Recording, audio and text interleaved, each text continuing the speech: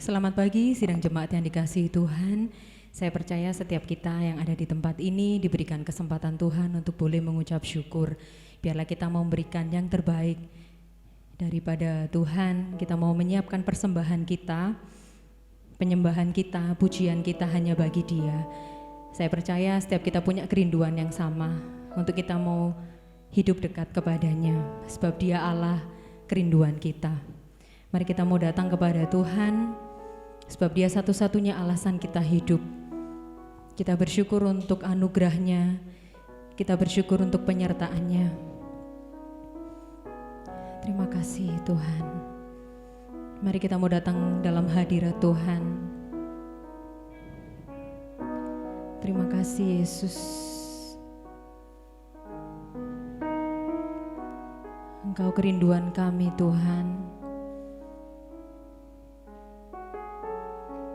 Terima kasih Yesus, terima kasih Tuhan.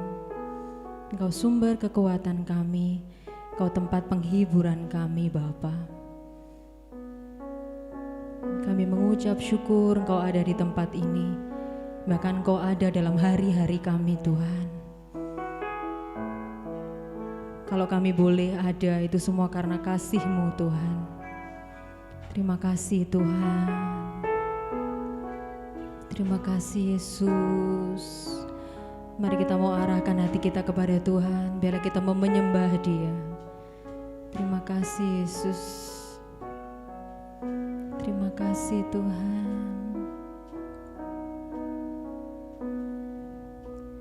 Ya Allah, Engkau kerinduanku,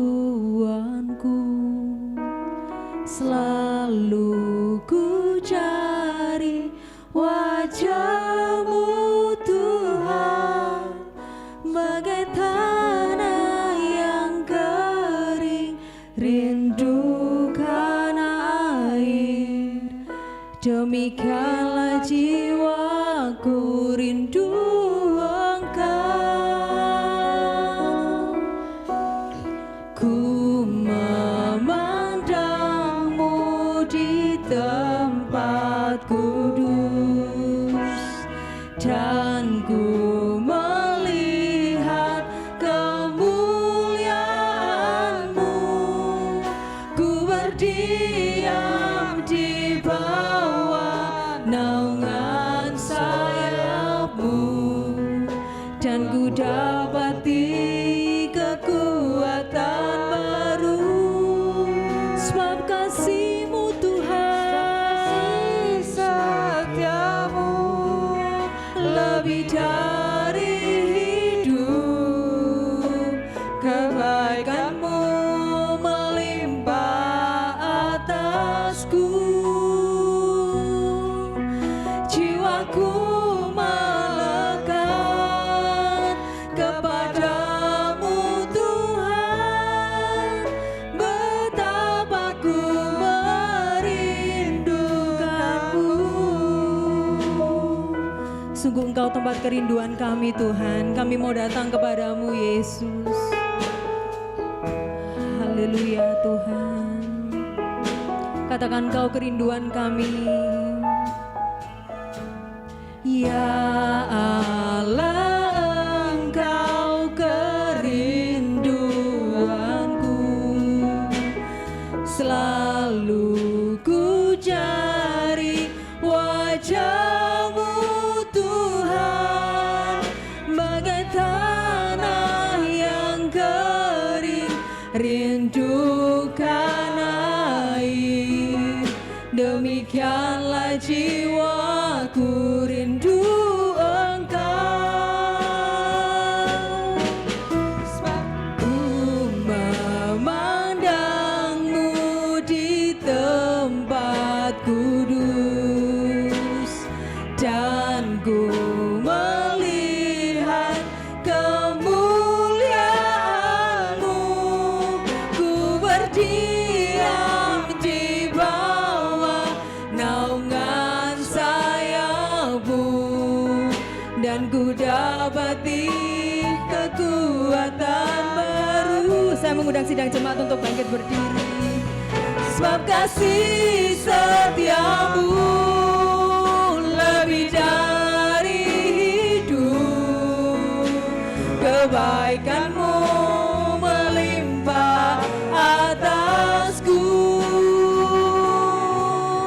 jiwaku melekat kepadamu Tuhan, betapa ku merindukanmu,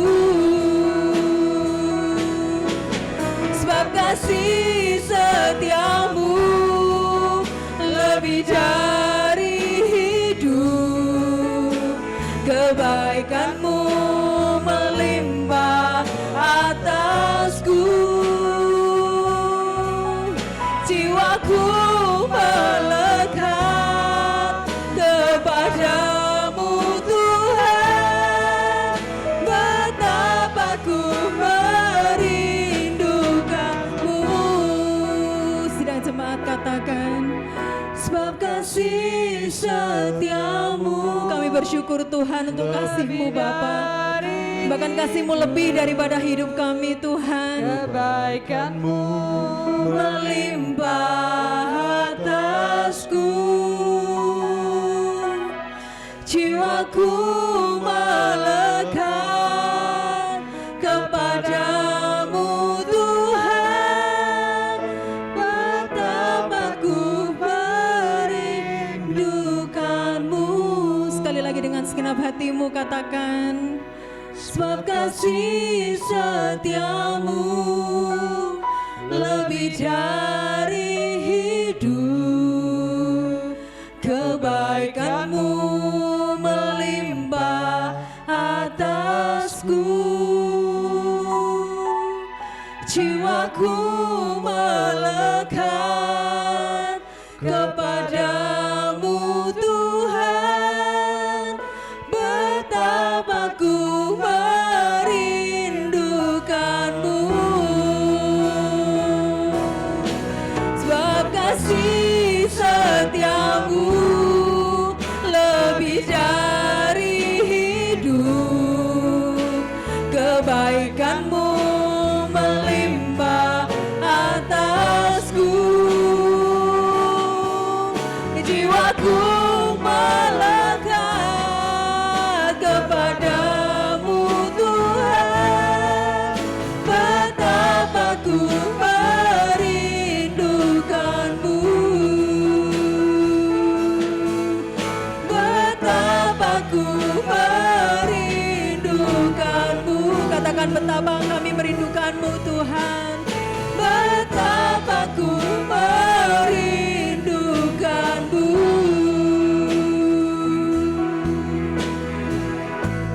Kami bersyukur Tuhan,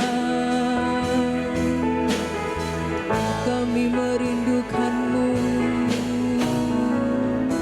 Sungguh kami mengucap syukur Tuhan oleh karena kebaikan-Mu dalam hidup kami. Engkau lebih dari apapun dalam hidup kami Tuhan. Pagi hari ini kami mau bersorak, kami memuji Allah yang hidup. Terima kasih Tuhan, hanya di dalam nama-Mu kami siap melompat bagi Engkau. Dalam nama Tuhan Yesus kami siap memuji Engkau. Amin. Shalom. Puji nama Tuhan, Bapak Ibu yang ada di tempat ini ataupun yang sedang mengikuti ibadah kita secara online. Seberapa dari kita merasakan kebaikan Tuhan selama 1 minggu ini? Boleh berikan tepuk tangan untuk Allah kita yang luar biasa, sebab Dia Allah yang ajaib. Tidak terbayangkan kebesaran Tuhan.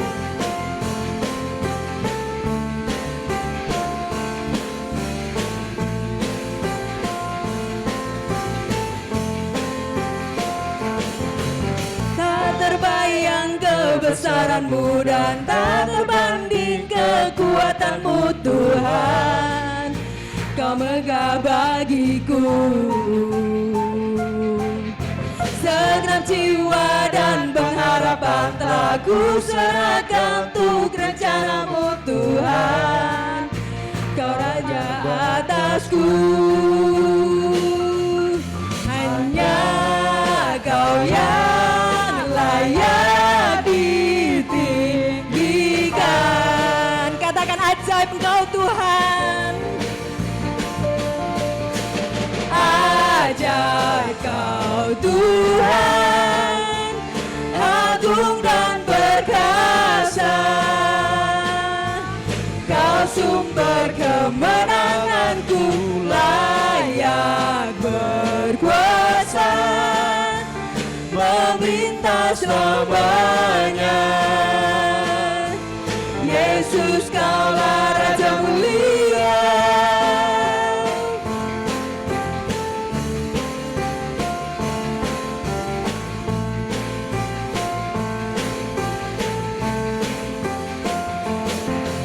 Tak terbayang kebesaran-Mu dan tak terbanding kekuatan-Mu, Tuhan. Kau megah bagiku. Segenap jiwa dan pengharapan telah ku serahkan untuk rencana-Mu, Tuhan. Kau Raja atasku. Hanya Kau yang layak ditinggikan.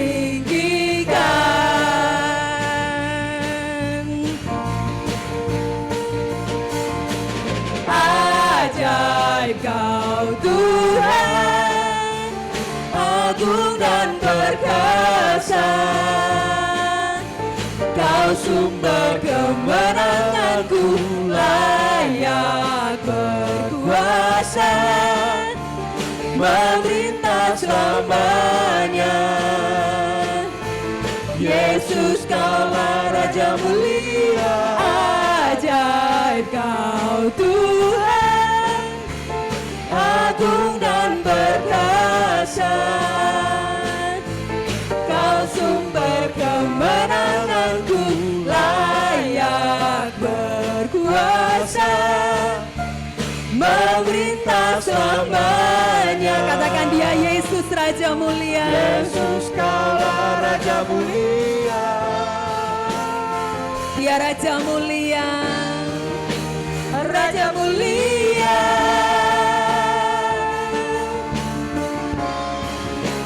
Raja mulia. Silakan duduk, sidang jemaat yang dikasihi Tuhan.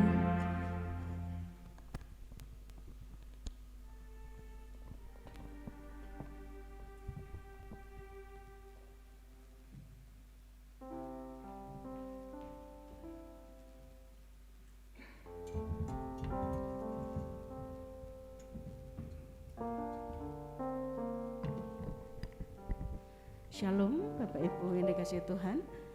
Puji Tuhan, pagi hari ini kita masih memiliki kesempatan untuk beribadah kepada Tuhan. Saya mohon izin untuk tidak melepas masker Bapak Ibu. Jadi saya akan pakai maskernya sampai selesai. Mari kita akan tundukkan kepala kita akan berdoa. Haleluya, haleluya. Kami bersyukur kepada-Mu Tuhan, Engkau luar biasa bagi kami. Kami bersyukur karena Engkau tetap memelihara kami. Di tengah situasi yang sangat sulit yang kami miliki, tetapi Engkau tetap ada bersama-sama dengan kami. Menjagai kami, menolong kami, menjawab setiap pergumulan yang kami hadapi. Pagi hari ini Tuhan, kami ingin belajar kebenaran firman-Mu. Berbicaralah kepada kami. Untuk firman Tuhan pagi hari ini, biarlah Tuhan berbicara dan memberkati kami sekalian. Terima kasih Bapa, di dalam nama Yesus Kristus kami sambut berkat firman-Mu. Haleluya, amin. Puji Tuhan. Pagi hari ini kita akan bersama-sama membaca firman Tuhan yang terdapat di dalam Matius pasal 14, ayat yang cukup panjang dari ayat 22 sampai dengan ayat yang ke-33. Namun kita tidak akan membaca seluruhnya, ada beberapa ayat saja yang akan kita baca. Dan pagi hari ini firman Tuhan berjudul penguasaan diri di tengah situasi tak terkendali. Di dalam cerita Matius pasal 14 ayat 22 sampai dengan ayat yang ke-33, kita akan baca beberapa ayat ya di situ. Kita akan lihat ayat yang ke-24 ya. Perahu murid-muridnya sudah beberapa mil jauhnya dari pantai dan diombang-ambingkan gelombang karena angin sakal. Ayat 25, kira-kira jam 3 malam datanglah Yesus kepada mereka berjalan di atas air. Ketika murid-muridnya melihat Dia berjalan di atas air, mereka terkejut dan berseru, "Itu hantu!" lalu berteriak-teriak karena takut. Tetapi segera Yesus berkata kepada mereka, tenanglah, aku ini, jangan takut. Ayat yang ke-30. Tetapi ketika dirasanya tiupan angin, takutlah ia dan mulai tenggelam lalu berteriak, Tuhan tolonglah aku. Ayat yang ke-32, lalu mereka naik ke perahu dan angin pun redalah.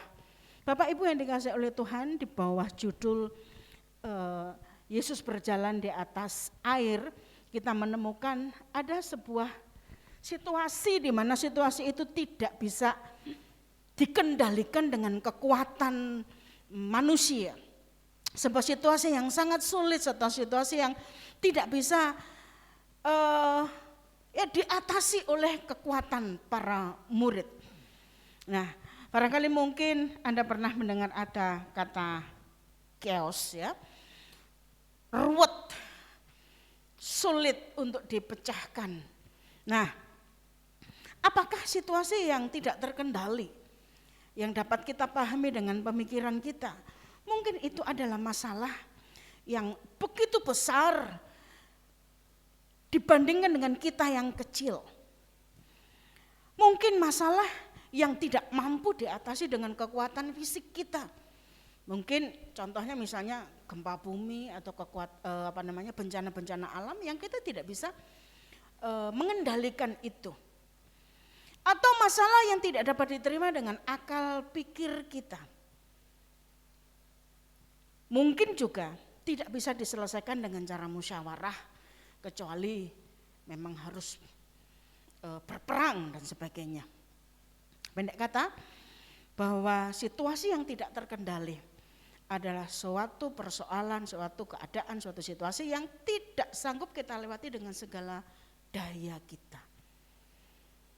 Nah, Matius pasal 14 ayat 22 sampai 33 ini adalah contoh nyata yang dituliskan di dalam firman Tuhan di dalam Alkitab.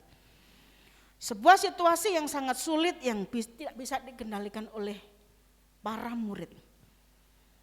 Nah, kondisi alam yang tidak bisa dilawan yaitu angin sakal. Angin sakal itu apa sih? Angin sakal itu adalah di dalam kamus besar bahasa Indonesia itu angin haluan, dikatakan angin haluan atau headwind, yaitu sebuah angin yang datang dari depan melawan arah perjalanan kapal atau pesawat terbang. Dan tentu saja angin ini cukup menghambat perjalanan dari kapal itu. Itu yang terjadi ketika murid-murid menghadapi angin sakal di tengah danau. Tidak ada Yesus di sana. Yesus melihat di dalam Markus pasal yang ke-6 ayat yang ke-48. Yesus melihat mereka sangat kelelahan karena mendayung berlawanan dengan angin sakal yang menerpa mereka. Yesus melihat mereka kelelahan. Nah, dalam situasi seperti ini tidak ada seorang pun di antara mereka di dalam perahu itu yang sanggup tenang ya. Peristiwa itu terjadi jam 3 malam saat orang lain tidur, saat orang lain istirahat, tetapi mereka harus berhadapan dengan situasi yang sangat sulit ini. Mereka harus mendayung perahu itu supaya sampai ke tujuan. Mereka mengalami situasi yang sangat sulit yang tidak mungkin mereka elakkan. Situasi ini sangat tidak bersahabat, saudara. Mereka panik, frustrasi, dan mungkin juga mereka kemungkinan juga memiliki kepasrahan, wes terserah. Mau mati atau bagaimana, pasrah saja. Sambil mendayung melawan angin yang menerpa kepada mereka. Dan mereka begitu takut, pasti takut kepada situasi yang sangat sulit seperti ini. Nah, kita akan melihat saudara, reaksi yang ditimbulkan oleh para murid ketika menghadapi situasi yang sulit ini. Bisa dilewatkan ya reaksi terhadap situasi sulit ini. Yang pertama, tidak fokus, kabur. Ya, kabur bukan berarti mereka kabur ya, pergi, tidak, tetapi pandangan mereka menjadi kabur. Situasi yang sulit ini, ketika Tuhan Yesus datang dan berjalan di atas air, mereka tidak bisa melihat dengan jelas. Mereka tidak bisa melihat kedatangan Tuhan Yesus itu dengan mata yang normal. Mereka pikir mustahil ada manusia yang bisa berjalan di atas air, kecuali itu roh, kecuali itu hantu. Oleh sebab itu mereka berteriak-teriak.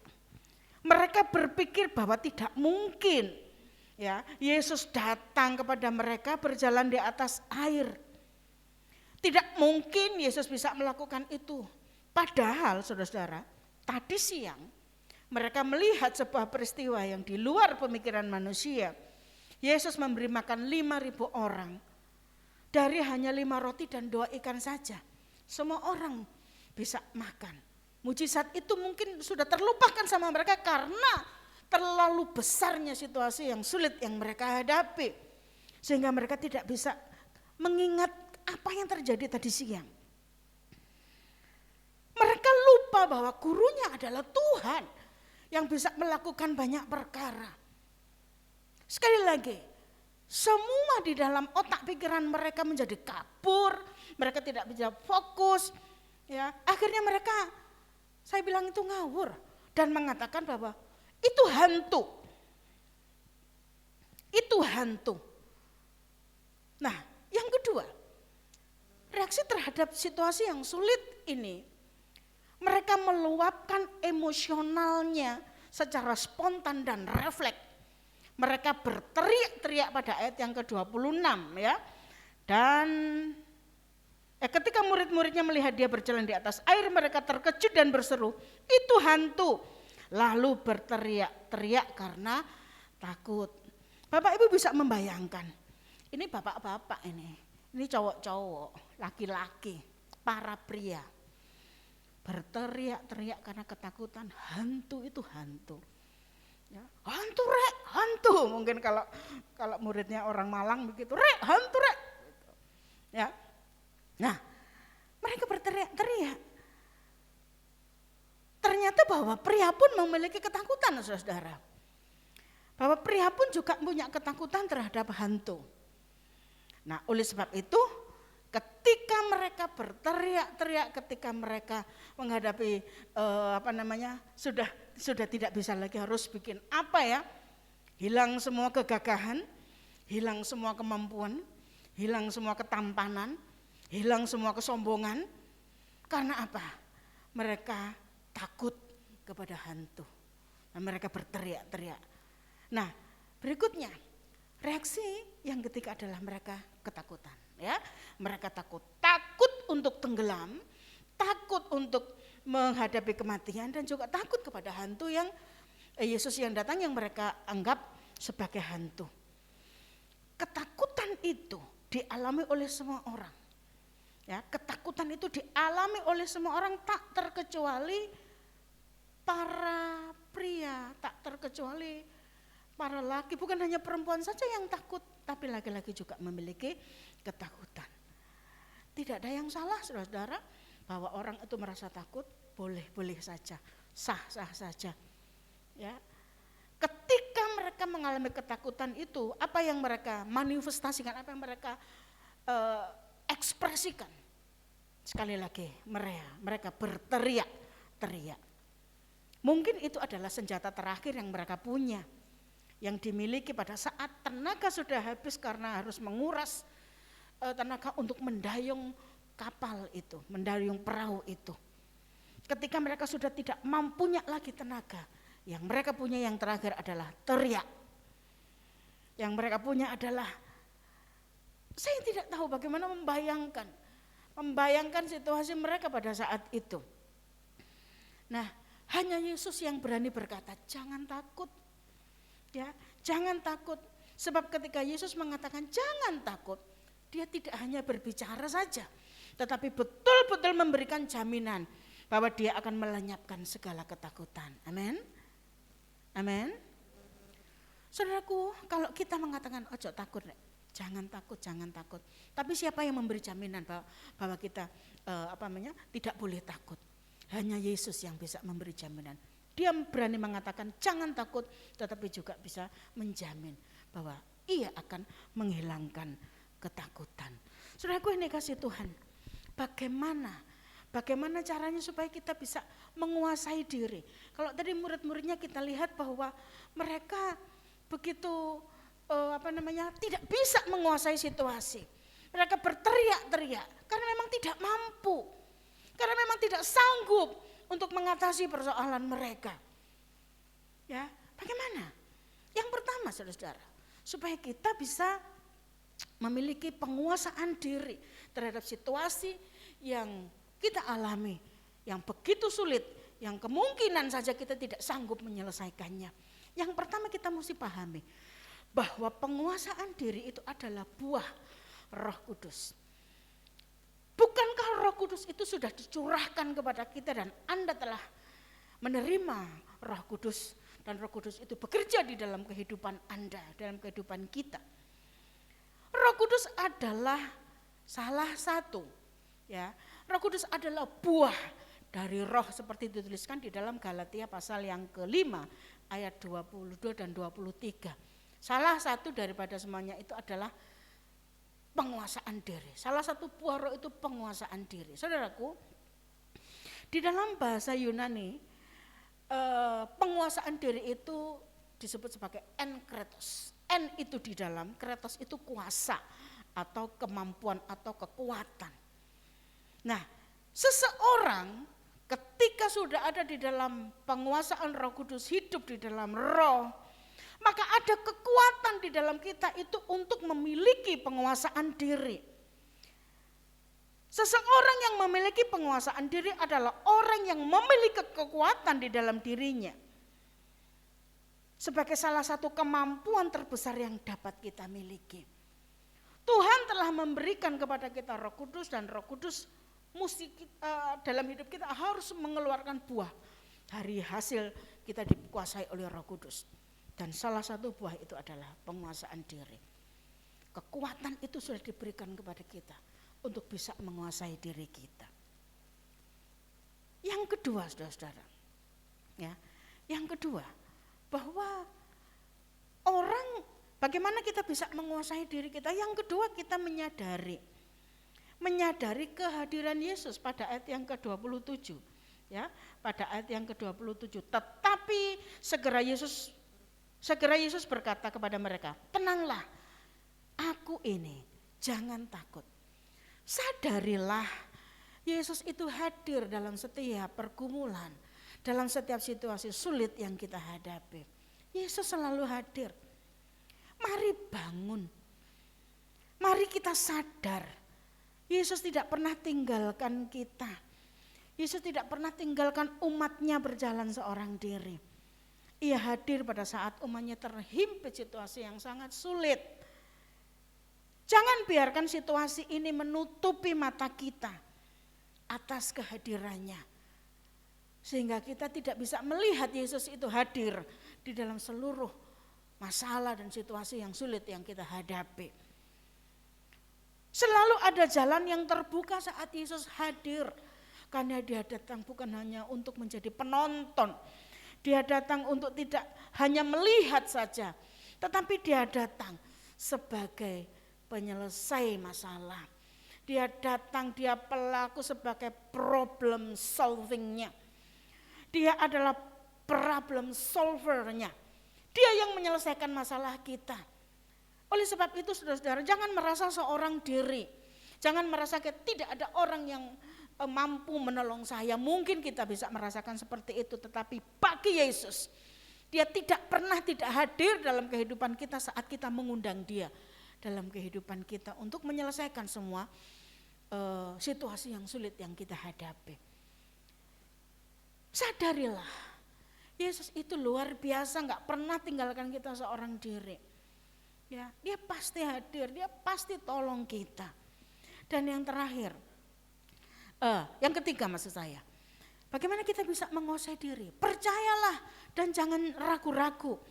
Itu dibuktikan ketika Petrus mulai mencoba, kalau engkau Tuhan, biarlah saya bisa berjalan di atas air ini. Izinkan saya berjalan di atas air ini. Lakukan. Ya, lakukan. Ketika Petrus melakukan itu, dia berjalan di atas air, sama seperti Tuhan Yesus begitu.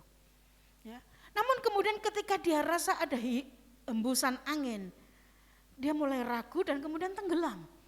Dan ketika dia tenggelam, maka Yesus mengangkat tangan Petrus dan kemudian bisa berdiri kembali, bisa keluar dari air. Percayalah dan jangan ragu. Karena keraguan itu tidak pernah menyelesaikan masalah apapun, saudara-saudara.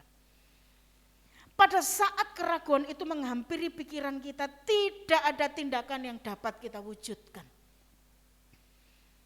Ketika kita meragukan kuasa Tuhan, itu sama dengan menutup jalan penyelesaiannya. Ketika kita tidak percaya kepada Tuhan Yesus, kepada kuasanya, itu sama dengan menolak pertolongan Tuhan. Milikilah kepercayaan dan jangan pernah ragu bahwa Yesus sanggup menolong Anda. Amin. Ya, saya senang sekali kalau aminnya itu banter gitu loh. Amin. Wah, maksudnya ditutupi ya gak apa-apa banter ya. Nah, saya kasih Tuhan, percayalah dan jangan pernah ragu. Kendati pun angin dari sisi manapun yang menerpa kepada kita, tetapi kuasa kekuatan Tuhan tidak pernah tergoyahkan oleh apapun. Yang terakhir, saudara, bagaimana kita bisa memiliki penguasaan diri terhadap situasi yang kita alami. Hadirkan Yesus dalam situasi itu. Perbedaannya dengan yang pertama tadi, menyadari kehadiran Yesus itu lebih berfokus kepada kesadaran kita. Ayo bangun dan sadarilah bahwa Yesus hadir. Yang keempat ini, bagian ini adalah ya, hadirkan Yesus dalam situasi yang sulit ini. Nah, di dalam ayat tadi ya, ayat yang ke-32 tadi, ayat yang ke-32, di situ kita bisa membaca, lalu mereka naik ke perahu dan angin pun redalah. Mereka, yaitu Petrus, dalam kasus ini Petrus dan Tuhan Yesus masuk ke dalam perahu, kemudian angin itu menjadi reda. Menghadirkan Yesus ke dalam situasi yang sulit ini. Kehadiran Yesus selalu memberikan dampak yang positif, yaitu pertolongan atas kesulitan kita. Sekali lagi, dia tidak datang hanya sebagai penonton saja, tetapi dia pasti melakukan sebuah pekerjaan untuk kepentingan umatnya. Hadirkan Yesus dan tempatkan dia pada posisi VVIP. Ya, very very important person. Tempatkan dia pada tempat yang utama, yang sangat prioritas dalam hidup kita. Maka kita akan bisa menguasai diri kita. Maka kita akan mampu untuk menguasai diri kita. Menghadirkan Yesus dan melibatkannya sama dengan melepaskan segala model pemikiran kita secara pribadi dalam mencari solusi. Biarkanlah Yesus yang memberikan solusi atas semua persoalan dan kesulitan kita. Loh, kalau begitu buat apa dong pikiran saya?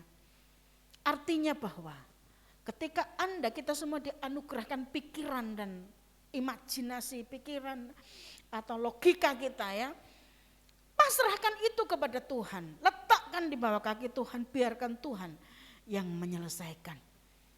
Jadi hanya hadirkan dia, angin sakal pun akan berhenti. Masalah selesai, the problem solved and the case is over. Masalah selesai dan masalah itu selesai, saudara. Game over, case over, selesai. Karena apa? Menghadirkan Yesus dalam situasi yang sangat sulit, maka saudara dan saya akan mampu memiliki pengendalian diri yang luar biasa. Saya undang tim musik untuk maju ke depan. Biarlah firman Tuhan pada pagi hari ini akan memberikan sesuatu yang positif bagi kita. Memberikan berkat yang luar biasa yang Anda bisa ambil ketika kita menghadapi masalah sulit. Kuasai dirimu. Bagaimana menguasai? Hadirkan Yesus dalam semua persoalanmu. Tuhan memberkati.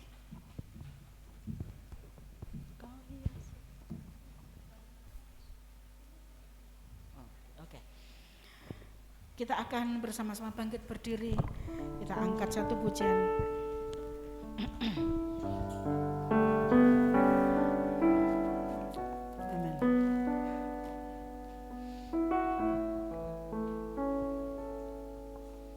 Bapa, kau setia. Bapa, kau mulia. Tenanglah jiwaku, aman bersamamu.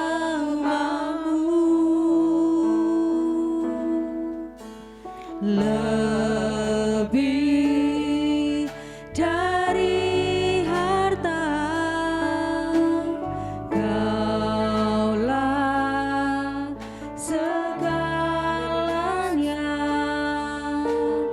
Tenanglah jiwaku dalam hadirat-Mu.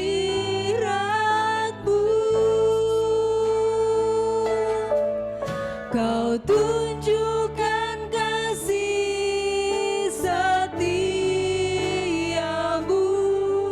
Kau menyediakan yang ku perlu.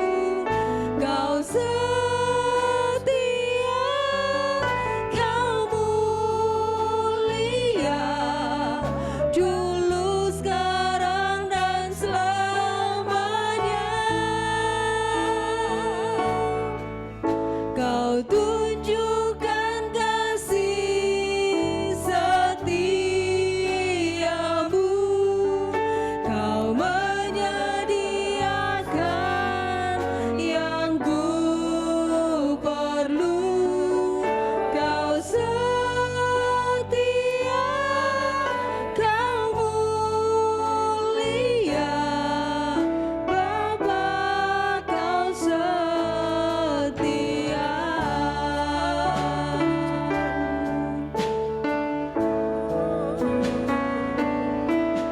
Kau tunjukkan kasih setiamu.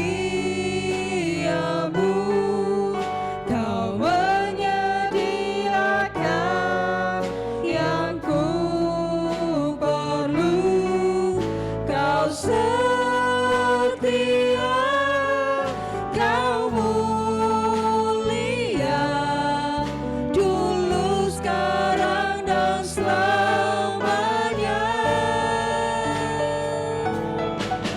Kau tunjukkan kasih setiamu. Kau menyediakan yang ku perlu. Kau setia, kau mulia, Bapa, kau setia.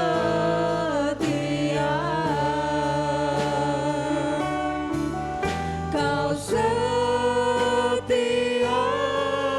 kau mulia, Bapa, kau setia.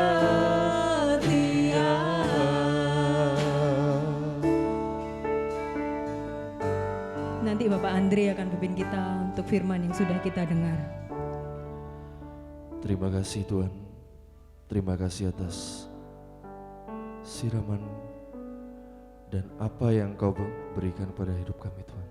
Terima kasih atas firman yang Kau sampaikan pada kami Tuhan. Semoga apa yang Kau sampaikan pada kami pada hari ini bisa kami nyatakan, bisa kami pergunakan dalam kehidupan kami Tuhan. Kami serahkan kepada-Mu. Hanya di dalam nama Yesus Kristus kami sudah berucap syukur. Haleluya.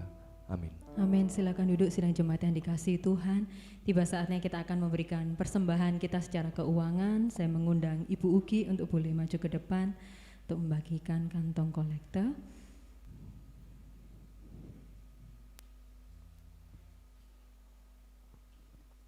Terlebih dahulu mari kita akan berdoa untuk persembahan yang akan kita berikan.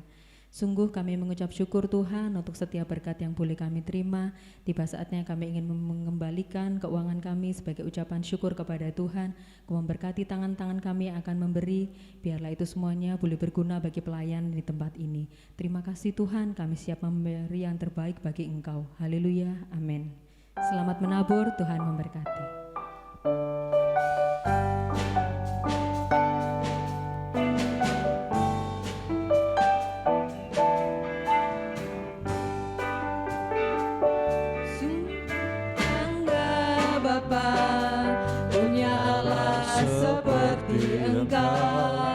Sungguh ku bangga Yesus atas segala pengorbananmu. Tak ingin aku hidup lepas dari kasih-Mu. Kasih-Mu menyelamatkan dan beriku pengharapan. Ingin ku persembahkan apa yang aku miliki. Memang tiada berarti bila dibanding dengan kasih-Mu. Namun ku ingin memberi dengan sukacita di hati, karena ku tahu ini menyenangkan hati-Mu.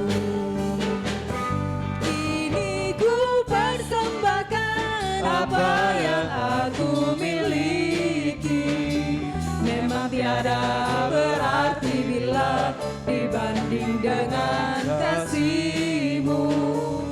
Namun ku ingin memberi dengan sukacita di hati, karena ku tahu ini menyenangkan hati-Mu. Karena ku tahu ini menyenangkan hati-Mu.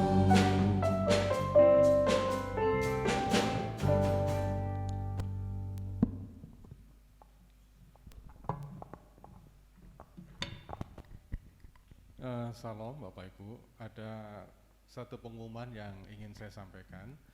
Oleh karena pandemi yang sudah sekian lama dan kemudian memang alat-alat musik ini perlu ada pergantian, maka gereja berencana untuk mengganti sound system dan mengganti drum ini dengan drum elektrik. Nah, gereja memberikan kesempatan buat Bapak Ibu untuk memberikan persembahan bagi pengadaan alat musik. Di belakang sudah ada amplop yang tersedia. Bapak Ibu bisa nanti mungkin saya minta salah seorang, Mbak Ani mungkin bisa dibagikan supaya kita doa bersama. Mari Mbak Ani diambil. Nah, di situ nanti akan ada amplop judulnya pengadaan alat musik. Bapak Ibu bisa memasukkan persembahan di amplop ini untuk kemudian minggu depan bisa diberikan ke gereja.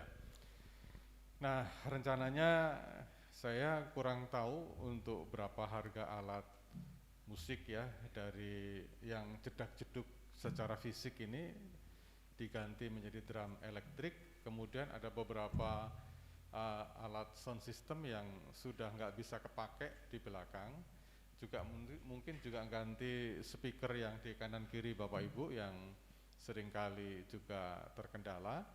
Nah, kita berdoa supaya Tuhan cukupkan semua, amin. Tetapi kita tetap diberi kesempatan untuk berpartisipasi karena kita tahu bahwa Tuhan bekerja melalui kita.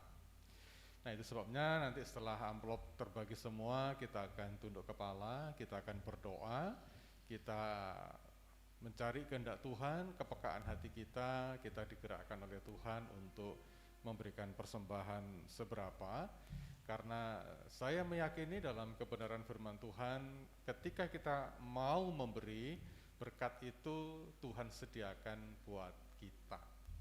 Amin ya. Jadi bukan dengan kekuatan kita, tapi Tuhan akan sediakan berkat itu buat kita untuk kita berikan kepada pekerjaan Tuhan. Saya tunggu semua supaya yang di belakang juga bisa mendapatkan. Kasihan yang di luar ya, Bapak Ibu kena panas gitu ya. Ya pulang-pulang rambutnya merah semua. Enggak tahu karena semir atau karena kena sinar matahari. Kita akan berdoa Bapak Ibu untuk pengadaan alat musik ini. Mari kita tunduk kepala. Allah yang kami kasihi, Bapa yang luar biasa, yang bertahta di dalam kerajaan sorga. Engkaulah sumber segala sumber Tuhan, sumber segala berkat. Engkau yang memberikan kami pekerjaan, Engkau yang memberikan kami segala berkat pemeliharaan dan perlindungan atas kehidupan kami. Saat ini Tuhan, kami sebagai anak-anak-Mu membutuhkan adanya peremajaan alat musik dan pergantian drum dari drum manual ke elektrik. Tuhan, izinkan kami Engkau pakai Tuhan sebagai kepanjangan tangan-Mu. Izinkan kami Engkau pakai sebagai alat-Mu Tuhan untuk memenuhi kebutuhan kami ini. Melihat kemampuan kami, kapasitas kami, jelas kami tidak punya apa-apa. Tetapi kami melihat Engkau Tuhan, Allah yang sanggup menciptakan dari apa yang tidak ada menjadi ada. Engkau yang mencari di antara kami, siapakah di antara kami ini yang layak dan pantas Engkau pakai sebagai alat-Mu, sebagai kepanjangan tangan-Mu Tuhan untuk memenuhi kebutuhan ini. Itu sebabnya ya Tuhan, di setiap amplop yang sudah tersedia, berkatilah kami. Penuhi kami dengan berkat-Mu ya Tuhan, agar kami bisa berkorban bagi pekerjaan Tuhan. Bukan sekedar pemberian Tuhan, tapi pengorbanan. Engkau telah berkorban bagi kami, izinkan kami juga berkorban untuk pekerjaan Tuhan. Terima kasih ya Tuhan. Inilah doa kami. Di dalam nama Tuhan Yesus kami berdoa. Amin. Tuhan berkati.